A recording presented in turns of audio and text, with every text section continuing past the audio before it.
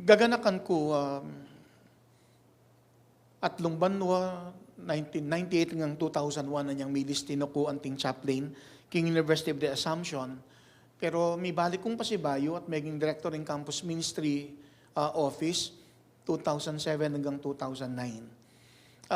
Ating metong karing akayabeng gwardiya. Misan, linapit ka na ako. At yun ako kanita king Archdiocese Sign of Our Lady of Lourdes at 2009 hanggang 2013. At ako yung maging rector kanito, manibatan niyang malaharya at kaybat may buklat niyang pasibayo yung santuaryo ng Apong Lourdes at may balitang ausandang autonomous status. Itang may kawani niya yung pamanibala ng santuaryo ng Apong Lourdes king parokya ng San Guillermo karin king Bacolor. Gaganakan kayo ng gwardiya kasi kitang panahon na ito ay magobra. At pila ng beses may kalapit ka na ako manyad sao, financial. Although siyempre, yan naman makatakaраguling idea sao. Pero ini man mumuling basyo. Pero minsan, ay sipan kong sinobre detang sao abinya kayo. Pero ang intention ko, akit na itang mas mawalagang sao. Ay abri kong ibiya kayo. Detang gagamitan kong stampitan ng Healing Heart of Jesus. Binili ko king sobri, inabiya ko retang sao pababiya kayo. At kay ba't asabi ko kayo, migit ka rin ng financial asaw pababiya ko, sana akit may ining makabili kayo ng sobri, mas makasaw piya kaya ka. Pero may lungkot ko kasi wala mo yung panakit ko, mas matulaya kitang financial asaw. Ano, lamo antireta.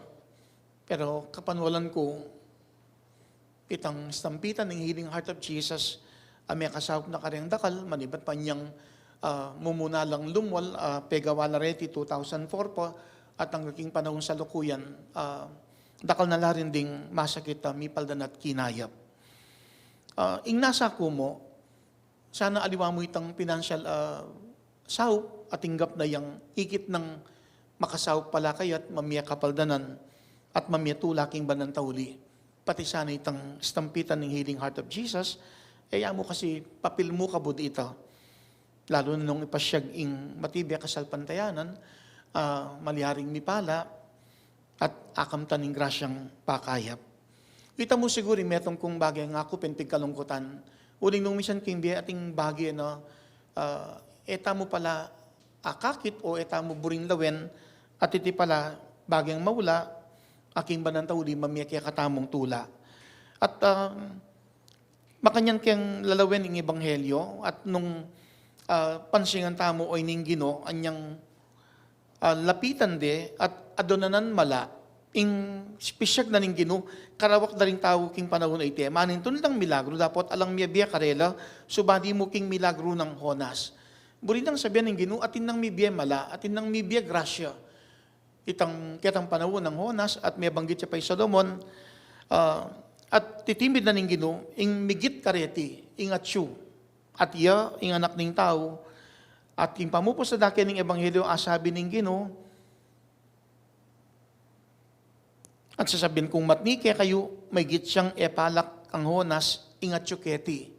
Buri nang sabihan, at intamong akakit, bagay maula, pero migit papala kanito, ing malyari tamong akit, at kaya katamo, mamiyatula, nung akit tamo, o mekad nung lawen tamo, at dinan ulaga. Anyang paganaka, ababiyan na kaya katamo, ning may basang ebanghelyo, kaniting pamigunam, gustong ating bagay maula, tintang panamdamang tula.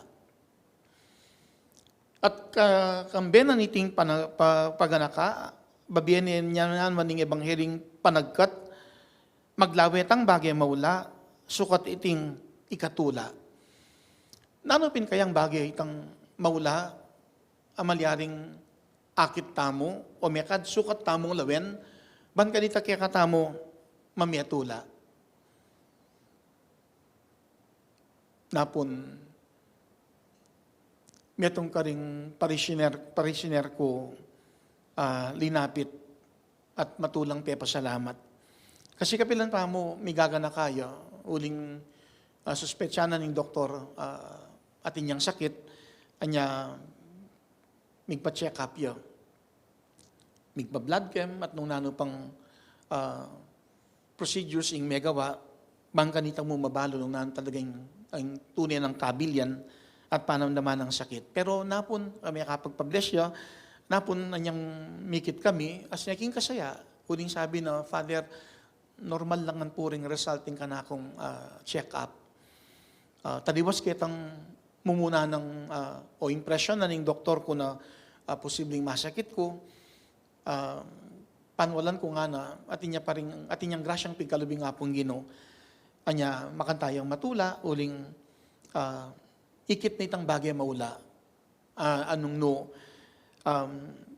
midi na niyang pamikatagon at tatingting kapagrasya kitang kapanwala ng atinyang kimtang kapaldanan. Mekad ba kanya ng adwan kaya katamo ng ebanghelyo ing pakibat?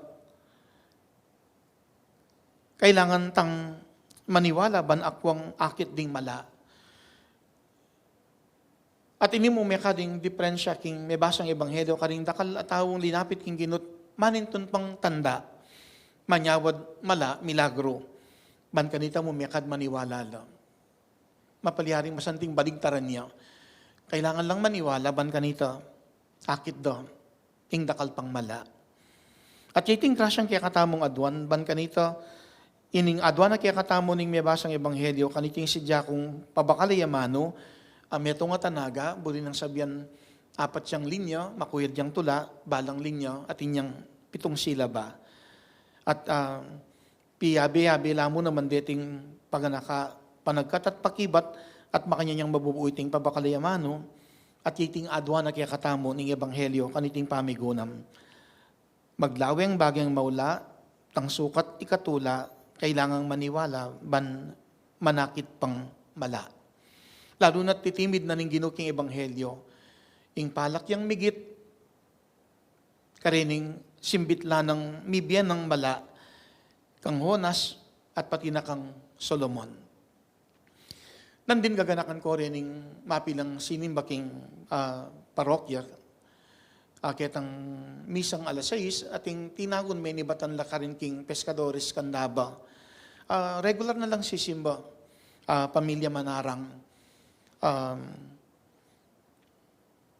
Karing may ngalabasan naldo, may ka-development naman atin niya kasing nodules ining masakit at di natang itang punto na may yakit na melatila rin nodules.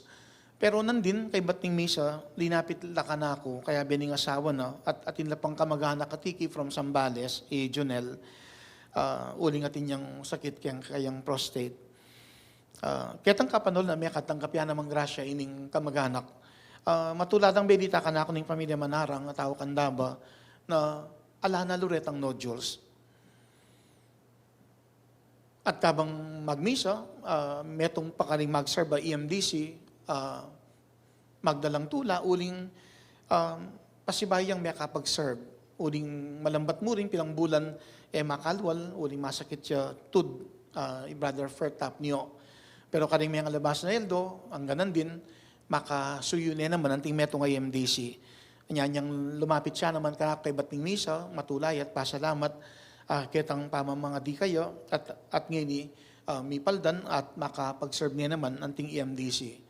Pero eko kamalayan, metong papala ka rin si Simba, mag-serve yan naman king parokya, metong ka rin katikista, member niya naman yata ng Legion of Mary, Sister Linda Alakin.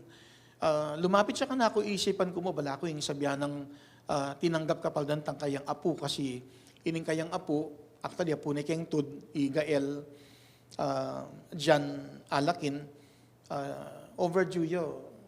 Inikwa ng may kapangan dinat ining anak, kayang dinat ng imana, nyanyang ma-CS yo, aliwa mo ining imay may CS, may opera, pati ining baby ka, kabait-bait pa mo, uliping may kapangan niyang dinat, king siya pupuna ng imana, uling may overdue yaking kayang mag-stay ka rin. Balak sa iting ibalita na kanako, pero ako sukat isipan, kanya kasimbulan ng October, may kasisya kayang right breast, kayang susungwanan, at kay may biopsy at may positive breast cancer. At sinabi na pa ng doktor, kailangan niyang operan, tanggalan ng buong suso, pero napon pa lang magpa-check up Ing dialogue ng doktor, it's a miracle nga na kano ng doktor. Nakakailangan ma-opera. May palda na ka, kinayap na ka.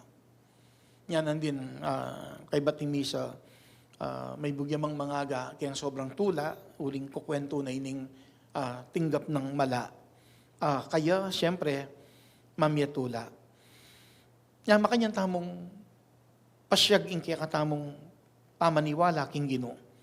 Kalupan na ning pakibat ayadwan na ning kaya katang pamigunam, kailangan tang maniwala ban akwang akit ding mala. Uring nanuman ning gawa na ning Diyos, nung itamo bisang maniwala, itamo akit itang babian ng mala, kaya katamo munyatula at makanyang tamong lubos pang mipala. At anting pamupos sa darake ke ining karagdagang punto, metong yang kayadonan, tinpang akit bagyang mala, magtiwalang tinpang mala, ban akwa tamong mipala. Nung waman sinabi ng ginuking ebanghelyo, karawak na rin taong king panahon na ite, manin tundang milagro, dapat alang mibiya karela subadi mo king milagro ng Honas. Naman ketang marokta mo niya, maning tuntang milagro o mala. Naman ketang etamo maniwala, migit lalo na magtiwala king Diyos. Doon mekad, dening babian ng mala ning apong Ginoo, ang gaman king panahuning salukuyan, pamikatagulaban kanito, mipala tamo at tumula. Pero kailangan tamo mong maniwala, magtiwala. Magtiwala, ban kanito, akit tapay tang aliwang mala, may kadeta mo pa ikitwa pansinan, o may kadating niya pang daptan maulang bagay ing Diyos, mala at tuturing tamo ban kanito, akwa tamong mipala at kimban ng tauli, akit tapang maglapo ing tula. Makanyanda ko ngayon agkatan misan pang pasyag tamo ing kaya katang kapanaligan king Diyos, maniwala tamo at kaya magtiwala. Tutok ng ing Diyos, bangawa yung baging maula, aking ba ng tauli kaya katamo makaibiyatula. Migit lalo na deti, maging dalan daw, bata mong lubos mipala. Adon yening grasya ng Diyos, ban makibat, kining panagkat na ning pamigunam, maglawet ang bagay maula, sukat iting ikatula. At adwan ng grasya ng Diyos, para king karagdagang punto, iting kayadonaning pamigunam, tinpang akit bagyang mala, o magtiwalang tinpang mala, ban akwa tamong mipala. Manahimik takim makoy da pinanit, ban yarap tamo king Diyos, yung kanya-kanya tamong kayadonan. Mikit lalo kayong panamdaman tamong sakit, physical, maniti, emotional, psychological, spiritual, maging dalan sa intimisang darawang tamo, banmisa na pang ibulalag ng Diyos, yung kayang kaya pan at kayo pa yan, at mga intulin tamong kamtan, yung grasyang pakayap, ban kanito, bulalag ng Diyos, yung bagay maula, karing babian ng dakal at miyaliwang mala, akya katamong maging dalan, ban kanita tumula, migit lalo na mipala.